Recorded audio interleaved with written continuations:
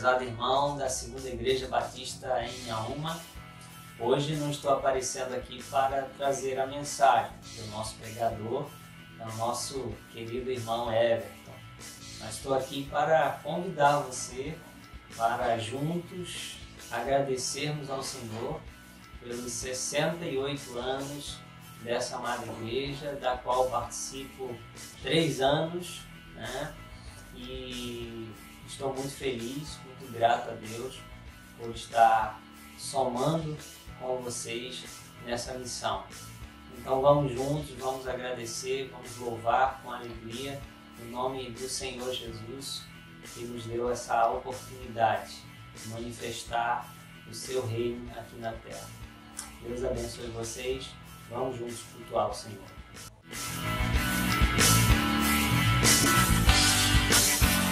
Eu convido vocês agora a refletir nessas duas canções. Essas canções falam que a gente precisa se encher cada vez mais.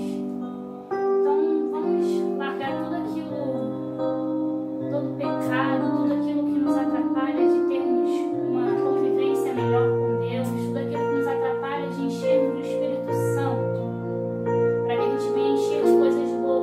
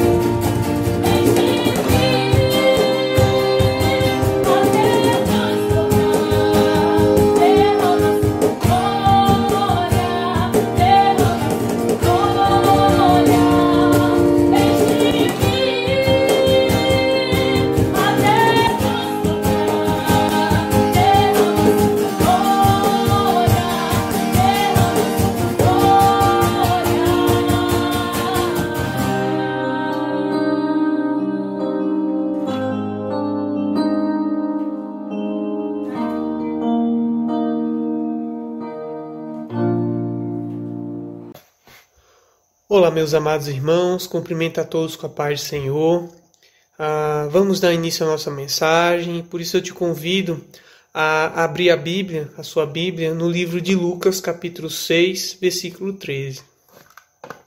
Essa passagem diz assim: Ao amanhecer, chamou seus discípulos e escolheu 12 deles, a quem designou apóstolos. Simão, a quem deu o nome de Pedro, seu irmão André, Tiago, João, Filipe, Bartolomeu, Mateus, Tomé, Tiago, filho de Alfeu, Simão, chamado Zelotes, Judas, filho de Tiago, e Judas Iscariotes, que veio a ser o traidor. Essa passagem aí de Lucas que nós acabamos de ler apresenta um marco importante no ministério terreno de Jesus, em que ele vai separar, de uma infinidade de discípulos, 12, para ter um contato ainda mais próximo, com o objetivo de lá na frente, esses apóstolos poderem transmitir a sua mensagem, o evangelho, as boas novas, da maneira como nós conhecemos hoje. No meio deles, desses 12, estava Judas Iscariotes, personagem que nós vamos focar e nos deter nessa mensagem. A primeira pergunta que nós podemos fazer é: quem era Judas Iscariotes? Com certeza absoluta, nós podemos dizer que ele foi o exemplo máximo da decadência humana. Ele traiu simplesmente o Filho de Deus, Jesus, que era perfeito, sem pecado, sem mácula, e traiu por um pouquinho de dinheiro, 30 moedas de prata, que não era quase nada para a época. Ele havia passado esses 3 anos do ministério de Cristo com Jesus. Mas durante todo esse tempo, seu coração só se tornou ainda mais endurecido e cheio de ódio. Os outros apóstolos, sem dúvida alguma, eles nos servem de exemplo, de encorajamento, porque eram pessoas extremamente comuns, gente como a gente, com seus defeitos, com suas falhas, com seus medos, com as suas intensidades, mas que foram usadas por Deus de forma incomum e admirável. Já Judas nos serve de advertência de como a decadência espiritual, como as oportunidades perdidas, como o desejo pecaminoso e o ódio no coração podem tornar alguém tão perverso. Judas teve um conhecimento íntimo de tudo aquilo que Jesus ensinou, mas ele escolheu permanecer na incredulidade e ele partiu para a eternidade sem qualquer esperança, infelizmente. O primeiro ponto que eu quero desenvolver, então, nessa mensagem, é qual é o significado do nome de Judas. É, no mínimo, curioso saber o significado de Judas. Esse nome é uma pequena variação do nome de Judá, que significa Jeová conduz. Provavelmente, os seus pais chamaram ele assim, na expectativa que ele fosse conduzido por Deus. A ironia no nome, então, de Judas está no fato de que não houve nenhum indivíduo na face da terra que tenha sido mais conduzido pelo diabo do que o próprio Judas. Possivelmente, Judas era de uma cidade humilde no sul da Judéia, chamada Quierote Esrom. Por isso que ele se chama Judas Iscariotes, Iscariote, de Queriote. Parece que ele foi também o único apóstolo que não tinha vindo da Galileia. Ou seja, se você olhar bem, Judas era alguém que eu posso chamar de solitário, dentre os 12. Afinal, não vinha daquela região. Mas, em momento algum das Escrituras, nenhum episódio é relatado ou revelado que ele tenha sido excluído ou desprezado pelos outros apóstolos. Nada a Bíblia fala sobre isso. O desconhecimento dos outros apóstolos sobre a sua vida, sua origem, pode, em certa medida, ter facilitado a sua hipocrisia. Judas chegou, inclusive, até num cargo de confiança no meio deles, Ele se tornou tesoureiro, e usou esse cargo justamente para roubar. Um fato interessante é que quando Jesus predisse que um dos 12 o trairia, ninguém, absolutamente nenhum dos apóstolos, voltou suas suspeitas para Judas. Sabe por quê? Porque Judas era extremamente hábil na arte da hipocrisia. Porém, Jesus conhecia o seu coração desde o princípio, como ele mesmo declarou lá em João 6:64. O segundo ponto que eu quero trabalhar é o seu chamado. Como é que foi o seu chamado? As Escrituras elas não revelam como foi o chamado, em específico para Judas por Jesus. Mas é óbvio que ele seguiu a Cristo por livre e espontânea vontade. O contexto da época tinha uma grande esperança e expectativa de que o Messias iria surgir a qualquer momento. E ele ouviu falar de Jesus, e acabou se convencendo que ele era o Messias prometido. Semelhantemente aos outros discípulos, ele deixou sua ocupação, que a gente não sabe também qual era, e passou a seguir Jesus de forma integral. Vale salientar que Judas permaneceu seguindo a Cristo mesmo nos episódios de maiores tensões, em que muitos dos discípulos, por causa das pregações de Jesus, que eram muito duras, o abandonou. É provável também que Judas fosse um judeu zeloso e patriota que não aceitava o governo de Roma e esperava que Cristo retirasse essa opressão sobre a nação e restaurasse o reino de Israel. E ele viu que Jesus tinha poderes e que podia muito bem, no estalar de dedos, fazer isso. Então fica claro que a atração de Judas não era espiritual. Ele seguiu Jesus em função de desejos egoístas, de ambição mundana, de avareza, de ganância. Seu interesse não estava relacionado ao amor à salvação ou a Cristo. O seu interesse era no que ele próprio poderia obter, com essa relação com Jesus. Mas Judas escolheu seguir a Cristo. Ele continuou seguindo, mesmo quando as dificuldades foram surgindo. Judas teve inúmeras oportunidades de deixar o seu pecado. Ouviu todas as lições possíveis, todas as lições ensinadas por Jesus durante seu ministério. Muitas dessas lições se aplicavam à vida dele. Veja, a parábola do administrador infiel está lá em Lucas 16, do 1 ao 13, a mensagem da veste nupcial, Mateus 22, do 11 ao 14, as pregações contra o amor ao dinheiro, Mateus 6, do 19 ao 34, contra a ganância, Lucas 13, do 13 ao 21, e contra o orgulho, Mateus 23, do 1 ao 12. Jesus, em um determinado momento, falou de maneira explícita: um de vocês é o diabo. Jesus alertou os seus discípulos sobre a pessoa que o trairia. Mas Judas ouviu a tudo isso e não foi tocado.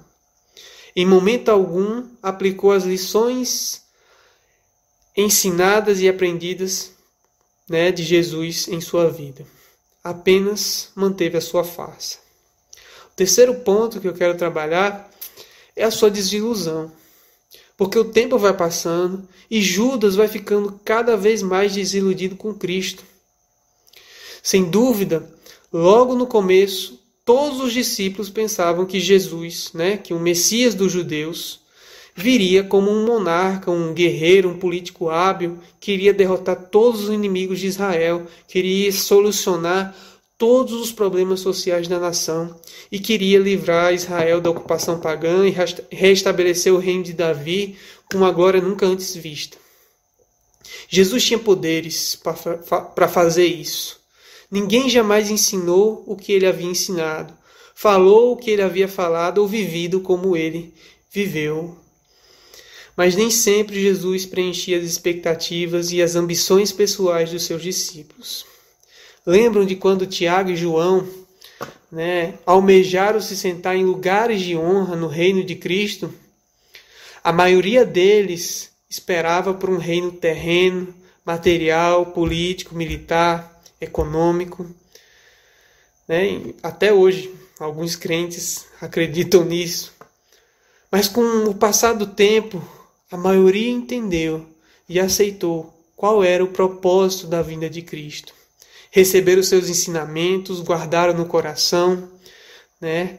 Eles entenderam a dimensão espiritual e ficaram satisfeitos em se tornarem participantes dessa missão. Infelizmente, com Judas não foi assim.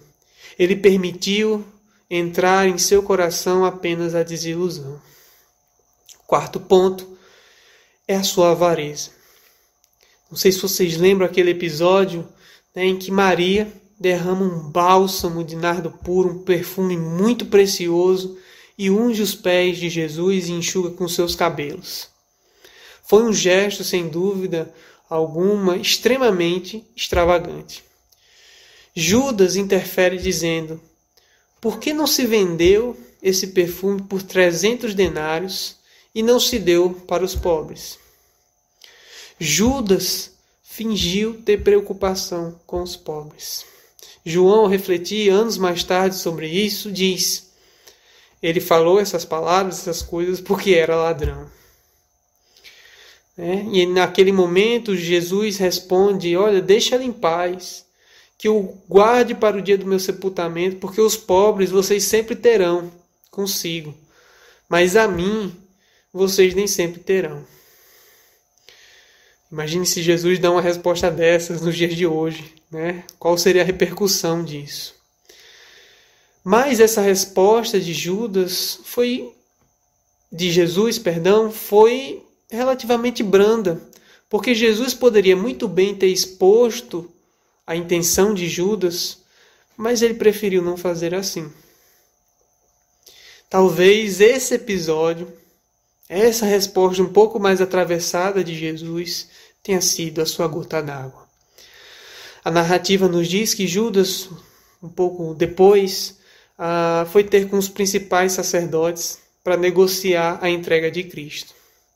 E ele consegue fazer um preço por isso, 30 moedas de prata, o que relativamente não era muito para a pessoa que Cristo representava na época. Depois disso, é assustador a forma como Judas volta, né, e se mistura com os outros discípulos, porque ele simplesmente finge que nada aconteceu, que não fez nada. Houve depois uma cerimônia, né, que a gente conhece como cerimônia de lava-pés, né, em um momento posterior, né, na hora da refeição, Jesus, de maneira explícita, diz que um daqueles 12 iria trair ele. Todos os discípulos ficaram perplexos e perturbados com isso, e cada um começa a examinar o seu coração, menos Judas. Né? E os apóstolos vão perguntando: Senhor, sou eu? Senhor, sou eu? Judas, para não perder a hipocrisia, pergunta: sou eu? Mas ele não analisou seu coração. O dia da salvação de Judas havia se encerrado ali. Não havia mais possibilidade. A misericórdia divina deu lugar ao julgamento divino. O pecado havia triunfado no coração de Judas.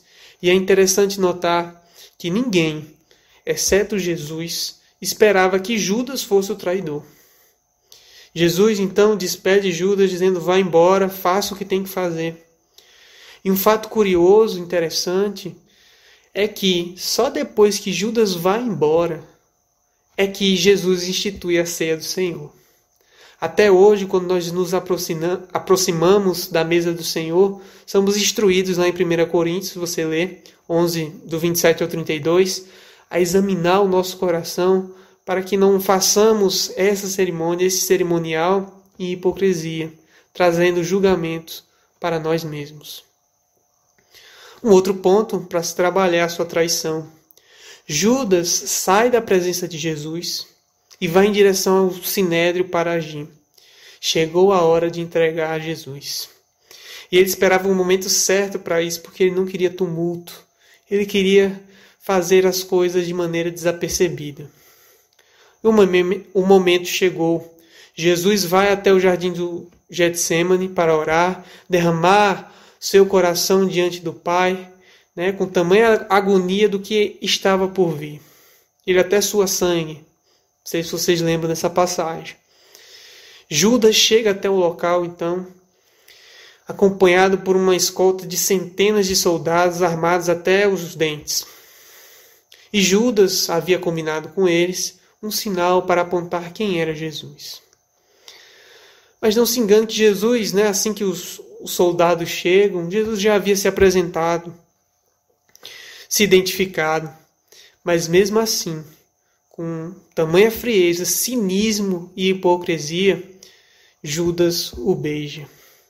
Beijar era um sinal de reverência, de amor, de afeição, de carinho, de respeito, de intimidade. Veja a que ponto Judas chegou. O quão perverso era o coração dele.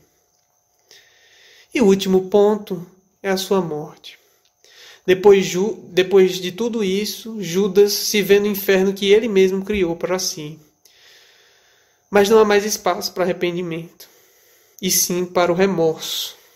Ele se tinha pesar não por ter pecado contra Cristo, o Filho de Deus, mas sim porque o seu pecado não havia satisfeito ele da forma como ele imaginava, como ele sempre esperou.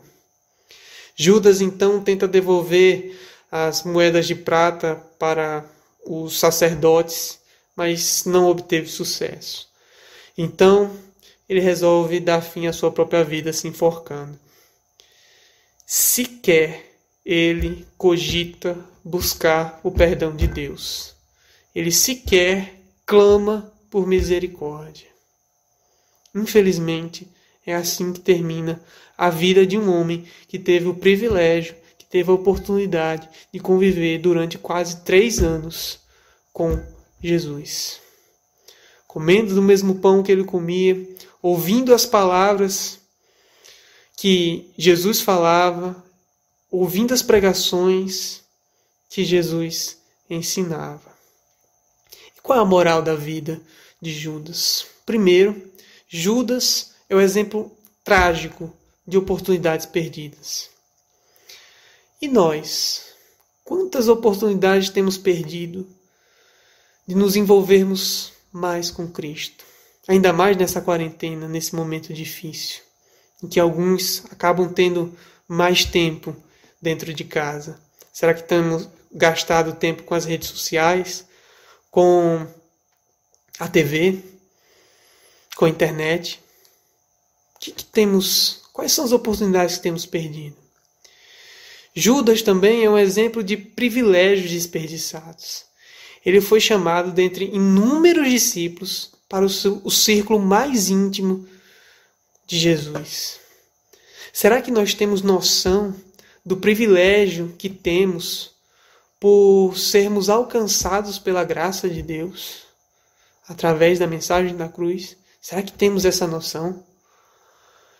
Judas é um exemplo clássico de que o amor ao dinheiro é a raiz de todos os males. E por fim, Judas é o exemplo do perigo da traição espiritual. Quantas pessoas que aparentam ser discípulas verdadeiras de Cristo se voltam contra ele por motivos totalmente desonestos e egoístas. E a pergunta que eu quero fazer, essa reflexão para a gente é: quais são as nossas causas pelas quais nós lutamos, que faz arder o nosso coração, que nós empregamos força, tempo, conhecimento?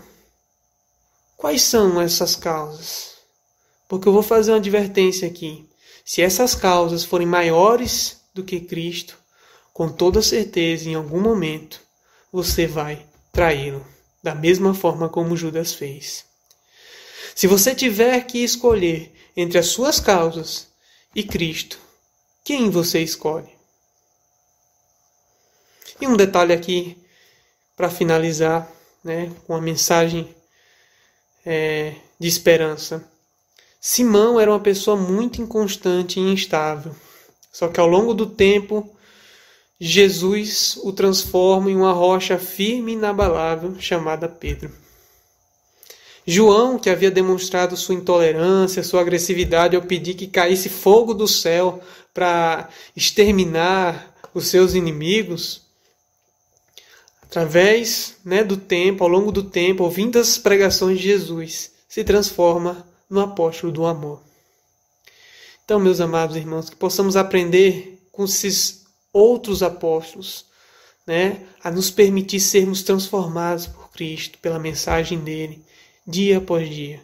Que a CIB, que para a glória e honra de Deus completa 68 anos, que já acolheu tantas pessoas, tantos discípulos de Cristo, que a CIB, a figura dos seus membros, seja um local onde encontramos uma mensagem temperada com sal, que nos inquiete, que nos motive cada vez mais para sermos imitadores de Cristo, para sermos discípulos que anunciam o Evangelho ao mundo, vivendo em santidade. Eu agradeço a rica oportunidade em nome de Jesus. Porque Ele vive, posso crer no amanhã, porque Ele vive, temor não há, mas eu